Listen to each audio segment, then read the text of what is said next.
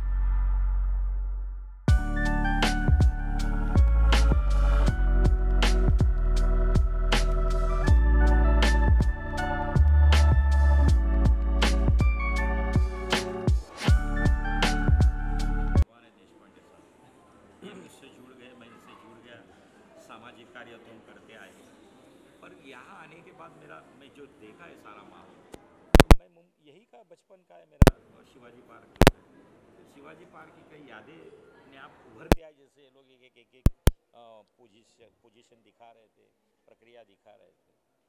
तो क्या होता है, हम लोग उस ज़माने से इन सारी चीज़ों से जुड़े जिस ज़माने में इन चीज़ों को उभरता हुआ हमने देखा हुआ है।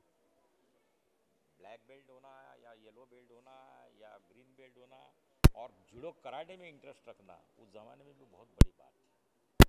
खाली क्रिकेट ही ऐसा नहीं है, हर स्पोर्ट्स में ऐसी ऐसी चीज़ है कि आपको उभर कर आने के लिए देशपांडे जैसे सरों की ज़रूरत पड़ती है। और ये अकेले नहीं, इनकी सारी ये टीम है जो एक दूसरे से जुड़े हुए हैं, और ये लोग हीरे बन पा रहे, हमारे देश के हीरे लोग बन पा रहे स्पोर्ट्स की दुनिया के अंदर। बट ये अपनी जान, जैसे मलखाम है, ये तो गांव खेड़ा में भी बड़े पैमाने के ऊपर कुश्ती लोग करते आए, पर हमारे छोटे छोटे बच्चे इतने अच्छे तरीके से ये चीज़ें करते हैं, ये कितनी ऊंची बात है। अगर मुझे पहिला पता होता, मैं सुनील शेट्टी को याद आता, हाँ मी आणलं असतं सर मी त्याला इथं, कारण तोही त्यातलाच आहे, सुनील शेट्टी भी उसी में का है, क्योंकि वो लोग जिम जानते, कराटे जानते, बॉक्सिंग जानते। और हम लोग जिस ज़माने से जुड़े तो उस ज़माने मैंने कहा कि मिथुन चक्रवर्ती भी नहीं आया था, वो तो बहुत बाद में आया, और आया तो उसने वही फिल्में लाई कराटे वाली, सुरक्षा, वारदात, इस तरीके की। बट फिल्मों से सिर्फ आप देख सकते हैं, प्रैक्टिकल जो करना है यहाँ इन बच्चों ने जो करके दिखाया वो है। और वो आज हमने, मेरे आंख में आंसू आए, ये सब देख रहा था मैं कि क्या चीज़ें हम लोग हिस्ट्रोरिकल चीज़ें कर रहे हैं, मुंबई शहर में बैठ के दुनिया के हर कोने में पहुँचने का प्रयास कर रहे हैं। जैसे इन्होंने कामले साहब को हेल्प किया, वो कामले लड़का जो है गरीब दर्शन कामले, अब ऐसे गरीब बच्चों को भी हेल्प करना एक आदमी का बड़ा दिल होना चाहिए। लेकिन उनके साथ बाकी भी मयकर सर जैसे लोग जुड़े, उन्होंने अपना मार्गदर्शन दिया, उन्होंने अपना सहयोग दिया, तब जाके एक इमारत बन गई। तो ये स्पोर्ट्स की जो दुनिया है, ये दुनिया भी एक बहुत बड़ी इमारत है। इस इमारत को मजबूत रखना, इसको सींचना, इसको हरी भरी करना, आगे बढ़ाना, ये हम सबका कर्तव्य है। इसलिए आज के बाद इस मंदिर से मैं भी जुड़ा हुआ हूँ, इस मंदिर से मैं भी जुड़ा हुआ हूँ, और जब भी इस मंदिर को मेरे जैसी कोई ज़रूरत पड़े तो मैं सबके सामने खड़ा हूँ। और मैं सबका आभारी हूँ, इन बच्चों लोग का स्पेशली, ये जो हमारे हीरे हैं सब, जो मैं देख रहा हूँ, चाहे लड़का हो, लड़की हो, बच्चा हो, ये हमारे लिए देश की महान शक्तियाँ है आने वाले दिनों में, और देश का भविष्य है ये सब। तो ऐसे को सलूट है, और इनके माता पिता, इनके जो माता पिता बैठे हैं, इनको भी सलूट है, क्योंकि इन सबों ने इन पर भरोसा किया है, तब ये बच्चे बने। एक गुरु के ऊपर भरोसा करना भी पड़ता है माता पिता को, और उन्होंने अच्छा बताया कि माता पिता का पहला सुनो, फिर गुरु का सुनो। गुरु बिना ज्ञान नहीं, ये दुनिया ने सीखना चाहिए, गुरु गुरु होता है। और आज चेले बहुत आगे, एक से एक चेले कहाँ कहाँ पहुँचे। तो ये मैं आप सभी का भी आभारी हूँ कि आप लोग ने भी इतना वक्त इसके लिए दिया है। आप तो मेहरबानी नहीं करोगे, आप मेरे घर के हो सब लोग, वो अलग बात है, फिर भी एक अच्छी चीज़ को आप लोग समाज के तक पहुँचाएंगे, देश तक पहुँचाएंगे, स्पोर्ट्स की दुनिया तक पहुंचाएंगे। इसलिए आप सभी का भी शुक्रिया। माझं नाव उदय विश्वनाथ देशपांडे, मी श्री समर्थ व्यायाम मंदिर दादर या संस्थेचा प्रमुख प्रशिक्षक आणि मानद प्रमुख कार्यवाह म्हणून काम करतो। आज समर्थ व्यायाम मंदिर 100व्या वर्षात पदार्पण करत आहे आणि 37वे जुडो प्रशिक्षण शिबिर या ठिकाणी समर्थ व्यायाम मंदिराने आयोजित केलं आणि त्याच्यामध्ये जवळजवळ 200 मुलामुलींनी सहभाग घेतलेला आहे, अगदी 5 वर्षापासून 50 वर्षापर्यंतच्या वेगवेगळ्या वयोगटातल्या।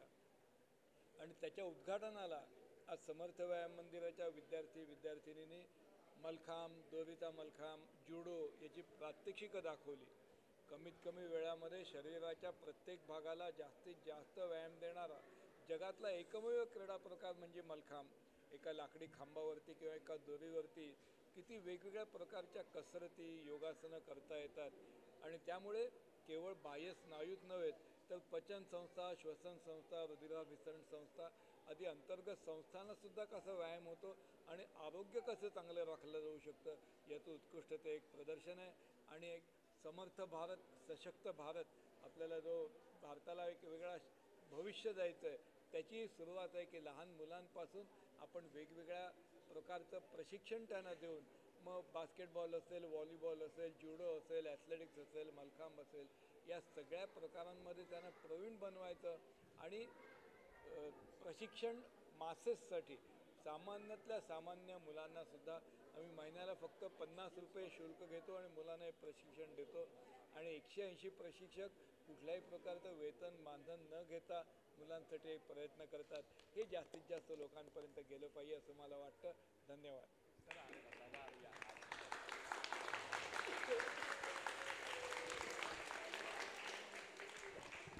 आणि आमचं भाग्य आहे की आज या कार्यक्रमाला एक समाजसेवा म्हणा किंवा एक शिक्षण क्षेत्र म्हणा किंवा बॉलिवूड फिल्म लाईन म्हणा, या सगळ्यामध्ये कार्यरत असलेले, ज्ञात असलेले के रविदादा आज आमच्याकडे आवर्जून उपस्थित राहिले। एवढ्या पावसामध्ये सुद्धा ते आपला सगळा कारभार सांभाळून या ठिकाणी 2 तास जवळ आम्हाला त्यांनी दिले आणि शिबिराचं त्यांच्या हस्ते उद्घाटन झालं, याबद्दल मी त्यांचेही मनापासून आभार मानतो। धन्यवाद। बोला। हो सर। हां, नमस्कार, मी रवींद्र वामनराव पाटील। मी इंटरनॅशनल रेफरी आहे, 7 डिग्री ब्लॅक बेल्ट आहे। माझी सुरुवात लहानपणापासून ह्या समर्थ व्यायाम मंदिरमध्येच झाली।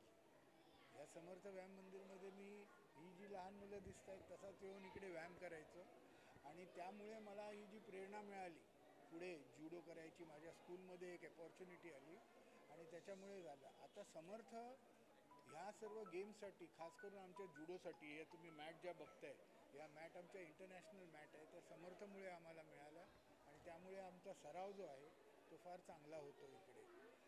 आज मेन गोष्ट जी आपल्याला सर्व सोशल मीडियामधपासून आम्ही सर्वांना सांगू इच्छितो की सेल्फ डिफेन्स जे आहे हे आपल्या मुलामुलींना शिकणं फार गरजेचं आहे। सध्या मी एक सेल्फ डिफेन्स शिबिर घेतलं होतं पोद्दार कॉलेजमध्ये आणि तिकडे मला जेव्हा बघितलं मी की मुलांची आणि मुलींची जी परिस्थिती आहे आज, की एखादी इमर्जन्सी जर अंगावर आली तर साधारण साधी त्यांना एक मूठ वळून एक आपण जो पंच म्हणतो तो सुद्धा मारण्याचा त्यांना अजिबात ABCD माहिती नाही। तर अशा मंडळीचं काय होणार इमर्जन्सीमध्ये?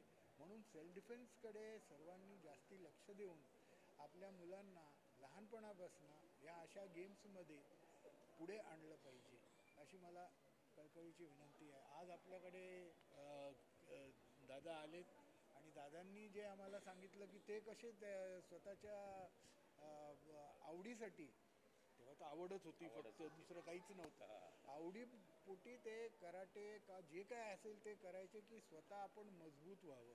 आणि त्यांचा आज जो आम्हाला जो साथ आहे त्यांची, की ते इकडे आले त्यांचा वेळ देऊन आणि आज आमच्याबरोबर आज उभे राहिलेत। आज आम्हाला 100% असं वाटते की दादांसारखी माणसं आणि दादा स्वतः इकडे आल्यामुळे आमच्या मुलांचं मनोबळ आणखी वाढेल आणि आम्ही डेफिनेटली या स्पोर्ट्समध्ये आणि स्पोर्ट्स फील्डमध्ये फार उत्तम कामगिरी करून दाखवू। दादा असेच आमच्यावर आशीर्वाद असू द्या, आमच्यासोबत राहावे। आणि देशपांडे सर आणि बाकी इतर मंडळी आहेत हे सगळे आमच्याबरोबर कामं करतात, त्यामुळे फार बरं वाटते. इथे आल्याचा मला अतिशय आनंद आहे आणि मिस्टर देशपांडे आणि रवी सर असे गुरुवर्य या मुलांना लाभले की त्यांचं अहोभाग्य आहे आणि शासनाने यांना खूप जास्त मदत करण्याची गरज आहे. कारण यांचं बॅकग्राऊंड 37 वर्षापासून करतायत आणि ही समर्थ व्यायामशाळा 100 वर्ष चालू आहे. ती त्याच्यामध्ये आपला जीव ओतलेला आहे, त्यामुळे त्यांना मदत करणं शासनाचं कर्तव्य आहे. माझं नाव डॉक्टर नीता ताटके. माझं संशोधन क्रीडा मानसशास्त्रात आहे आणि क्रीडा मानसशास्त्रामध्ये सगळ्या संशोधनांमध्ये असं दिसून आलं आहे की खेळाचे फक्त शारीरिक फायदे नाही आहेत, तर त्याचे मानसिक फायदे देखील खूप आहेत. म्हणजेच तुम्हाला तुमची एकाग्रता वाढवण्यासाठी, तुमची मानसिक मनोबल वाढवण्यासाठी किंवा समस्या सोडवण्यासाठी, लक्षाकडे तुमचं लक्ष केंद्रित करण्यासाठी स्पोर्ट्सचा खूप उपयोग होतो. पराभवातनं जिंकण्याची मानसिकता किंवा पराभव झाला तरी निराश न होण्याची मानसिकता तुम्ही खेळामधनं शिकता. जुडो हा तर सेल्फ डिफेन्सचा खेळ आहे, जो तुम्हाला स्वतःचं आणि इतराचं संरक्षण करण्यासाठी देखील प्रेरणा देतो, त्याच्यासाठी शक्ती देतो. त्यामुळे सगळ्यांनी खेळाकडे वळा. खेळाला वयाचं बंधन नाही, खेळामधनं मनोरंजनसुद्धा होतं. त्यामुळे पुन्हा एकदा मी एवढंच सांगेन की स्पोर्ट्स फॉर ऑल हा संदेश सगळ्यांनी लक्षात ठेवायचा आहे आणि स्पोर्ट पार्टिसिपंट व्हायचं आहे. धन्यवाद.